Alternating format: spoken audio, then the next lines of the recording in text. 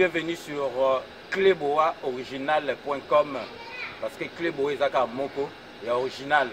Misusu bomoni ndenge bakomi moto lo bato ezate les bien mal acquis n'en profitent jamais. Donc 5 minutes à l'élo ezani du coup de gueule moko tozoloba concernant boyebi ke na poto ezali ya koyinda concernant reprise ya ba concert na poto. Donc concert ezali ya Fally Ipupa du Cap la Merveille na Héritier Wata. Donc l'élo ezani du coup de gueule pour na koloba na ba combattant.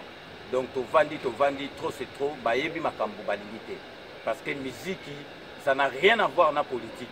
Musique ezali musique ezali po na batuba sepela to monate na Côte d'Ivoire tant bazali na makambo na mboka na bango na Gabon to monate tant bazali na problème pe na mboka na bango to monate ke balobaki ba musicien na bango ba betate.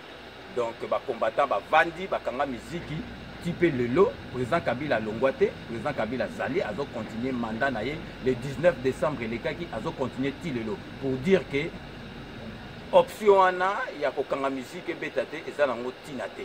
Donc ezalika lelo coup de gueule na 5 minutes avec César Ngadi pour na royeb sabino que Fally Ipupa na Héritier concert et ko beta bon moni bino moko Rex Kazadi grand combattant neti Rex Kazadi azali na combat comme homme politique muto asala makambo na combat koleka Rex Kazadi azate. Donc soki Rex Kazadi andimi concert et beta concert et ko beta. Donc Fally combat ezali ya musique te combat na bino ezali bande ezala musique te combat ezali bozalaki ezali Kabila dégage. Donc Kabila jusqu'à présent a dégagé. Donc combat bogoza te que beaucoup melango ba musiciens ils n'ont rien à voir na politique parce que ba musique ba musicien basala ba bêtise mais surtout tali oyo pe ba combattant ba koma osala pire que ba musicien. Donc combat ezali ya politique ezali po na musique te bino ba musique na bino bobetaka humanitaire bozaka mbongo bolie ba combattant. Fally azobeta musique ezali UNICEF muto organiser ngo mbongo soki koti ekokende na mboka pona ko aider batu ndengi asalaki masolo ya mai na Kisenso. Fally Ipupa azana fondation na ye o boyebi o edaka esala makambo belé na mboka na biso bomonaki dernièrement apesaki mai na commune ya Kisenso. Donc combattant moko nanu apesa mai ata na quartier na bango azate. Donc Fally Ipupa na fondation na ye esalelaka makambo mboka. Fally Ipupa ayembela président Kabila te.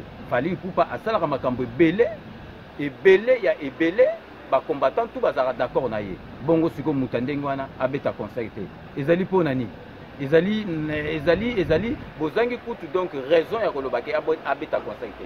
Donc 5 minutes à elelo ezali coup de gueule ya kolobake concert ya Fally na Héritier eko beta. Héritier azana likambo moko te na politique bomonaki tanga Héritier alataki en pleine matanga awa na Kisasa alati lamba ya papa Tshisekedi bino ba combattant bosepelaki. Donc na monite ke tina nini bokolobaki abeta Olympia te. Donc pona cleboaoriginal.com Fally Ipupa na Héritier barobeta ndule d'où concert et zongi na Paris. Donc comme on dit toujours dans 5 minutes, nous vous laissons le soin d'en tirer vos conclusions et de nous faire parvenir vos commentaires et vos réactions sur votre site préféré, cleboaoriginal.com.